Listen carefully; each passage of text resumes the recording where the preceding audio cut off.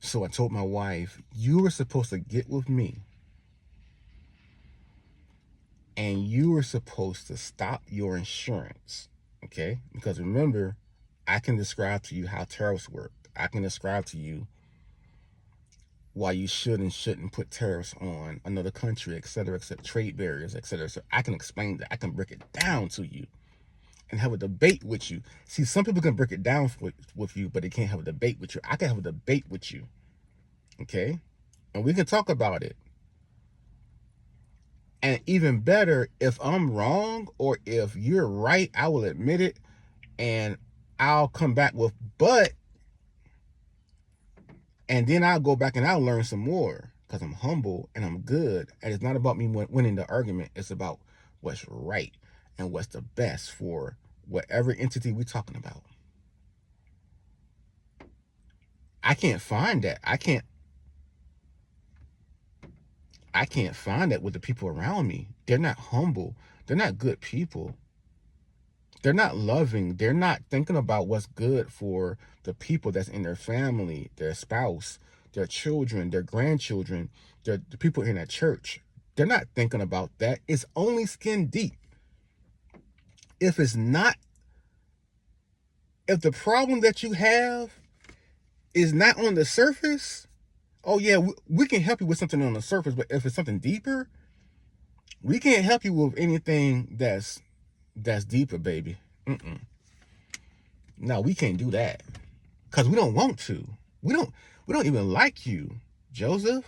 We don't like you. It's better that you die. It's better that you're not here, Joseph. That's how they really feel about you, my friend, at times. I asked my wife because she's wasting $500 a month. I found out she was wasting $500 a month on insurance. Just walking through life, la la la la la, unaware of everything. And then I bring it to her attention and she blows me off like the wind. Woo, going with the wind. Woo. Frankly, my dear, I don't give a. Is that the same movie? She just blows me off. And out in one ear, and out the other. How would you like to be me? How would you like to be married to someone like that? How long will it last? What would you go through? What could you get done? So that's what my wife is doing. I confront her in early March. It's mid-April now? Yeah, it's mid-April now, basically. And so in mid-March, I say, so what happened? Did you stop your insurance? After I have a knockout, drag out fight, we're like, what are you doing? We're broke. We need that money. What are you doing? And I say, go and see if you can stop it. Tell them I haven't used my insurance yet. Can I stop it? I made a mistake. I can't afford it. Please. She says, they can't stop it. She comes back to me after I ask her what's going on. She doesn't come back and report to the guy who is the adult in the room. She doesn't come back to me, the adult in the marriage. She doesn't come back to me and say, hey, babe, you know what? Oh, my God, they can't stop it. What do we do now? Nope. You know why? She hadn't even talked to anybody yet. It wasn't important to her. So I get her to get an answer, and she comes back to me and she's like, okay, well, basically what happened is they can't do it, and boom, boom, boom, boom, boom. They say I'm going to have to write a letter, write an email. I said, okay, let's do that then. Let's sit down and write that letter. And it's been a whole month since we had that interaction. Almost a whole month. Nothing. She hasn't said anything about it. And I just leave it alone because I learned to just leave things alone. Just leave it alone. because Cedric, it doesn't matter. I can make that in my job or in my business. I can make that money up somehow, some way. I pray God's going to take care of it. You can't live like that. You can't live like that. And that's how we've been living for 15 years. With all that I go through. Watch the first video. I made a mistake and start the video, so this is part 2. Watch the first video.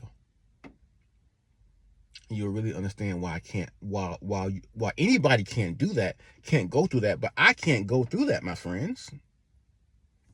I don't have the luxury. And I feel like nobody cares. Nobody cares. And so, that's my second text that I sent her. For the first text, go back to the first video. I say, you were supposed to stop your insurance. You were supposed to get with me to stop your insurance to write that email, and you never got with me. Why? Why? They're both related because I need a break. This week, I didn't get that much sleep because our lack of money and the fact that I had to go out here and get extra money for us to make sure that my son was good for his homeschool.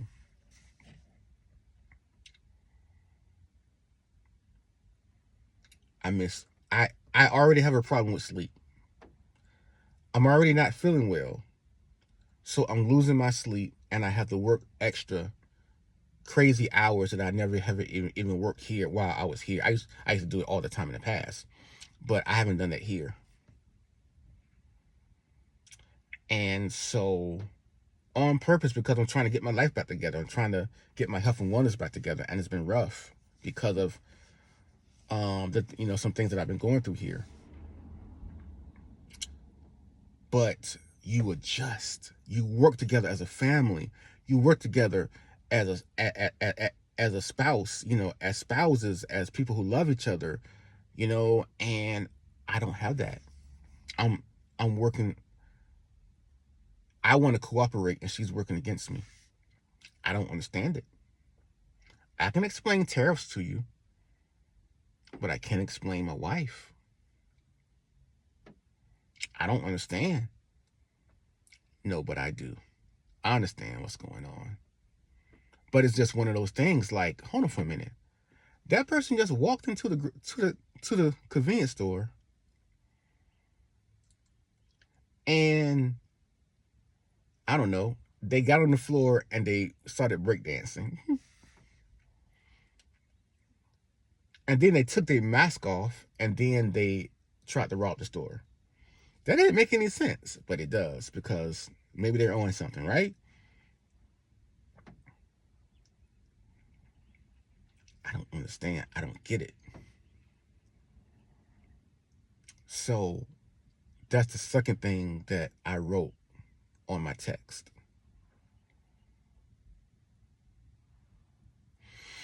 Why didn't you do that? Can you explain that? Why wouldn't she do that? She's wasting $500 a month. She don't get paid that much on insurance that she doesn't use but once a year. I said, you can pay that out of pocket. It'll be less than $500 a year for you to go for your yearly checkup. You and my son to go for your yearly checkup. Maybe it'll be $400. Maybe it'll be $500, but that's all it'll be. And she's paying $500 a month. Do you know what you could do with that money? You could invest that money. Even though I'm not too high on the stock market these days. This was before. Now, come on now. Do you know who you're talking to right here? I walk in the prophetic. This was before everything started falling in 2022. Everything really got really shaky. I said something was wrong with the economy before Jamie Dimon did in 2022. The CEO of JP Morgan Chase. You think I'm stupid? Nah, I'm just I'm just talking. No, I'm very intelligent. I'm very smart. I know what's going on because I'm like Joseph. You better be careful. You better be careful who you talk about. You better be careful who you put down. You better be careful who you try to kill and sell into slavery because God is watching. I'm a good man. I'm a great man, and I love people. And everything that I do is for people. And I don't understand what's going on and why it's going on. I don't understand why people treat me like this, but I do. And that's why God had me to start this ministry, this outreach, this place where dreamers, people who dream and who have been through a lot of things and who would like to accomplish their dreams and help others to accomplish their dreams. 757 Reach Dreams. Because I understand what you're going through. I understand what you've been through. I understand the struggle. I understand how people will hate on you, or people will be jealous of you. The people that you least suspect will hate you and be jealous of you, and the people that you least suspect will also help you.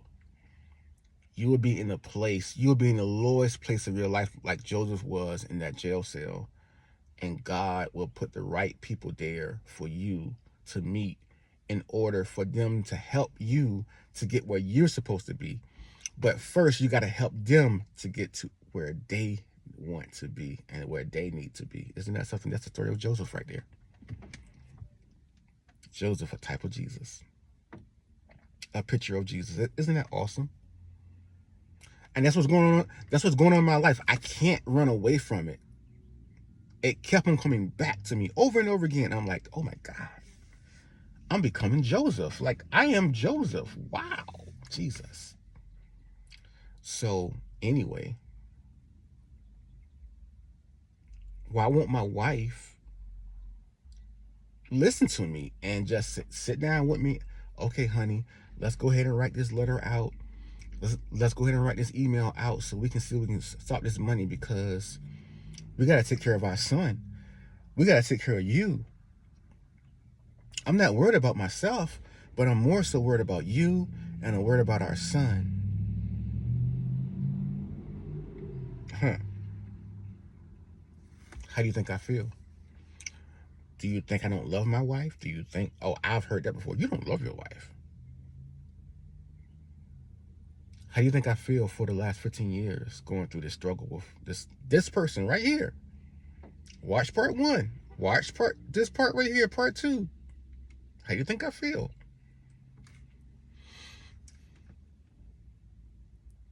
Watching my son suffer because of his parents. How do you think I feel about that? So my last text to her, I said, you're trying to kill me. And you know what? You might just get your wish. She's at work right now. She was actually texting me something at the same time that I was texting her. You know, you see the bubbles. I'm like, how is that possible? She's at work. She don't usually text me at work, but I'm like, how is that possible? Here I am giving her a piece of my mind. Stop texting. I'm giving you a piece of my mind. I say, I'm not feeling well. And I need you to do these things, and you won't do it. You're putting more stress and things of that nature on me, instead of alleviating my stress and helping me with the things that are stressing me or concerning me. You're putting more stress on me. And in so many words, I don't know if I'm going to make it. And that's scary. And yes, I'm so desperate, and I just need to talk about it so much that you're watching this video on social media. And I don't care. I don't care anymore. It's that bad. Well, that's all I have to share with you today. But God is great. God is awesome. And marriage is great because God created marriage. But you got to be careful. You got to be very careful. And unfortunately, the story of Joseph teaches us your greatest opposition is going to come in a place where you least expect it to come from. And sometimes your greatest help is going to come in a place where you least expect it to come from. It was not the house of Israel that helped Jacob. It's the house of Israel who sold him into slavery. It was not the house of Israel who supported Jacob and brought him into prominence. It was the house of Egypt. And that's life. The unexpected happens. And God does miracles in the unexpected. He surely has done it in my life. Be blessed, my friends.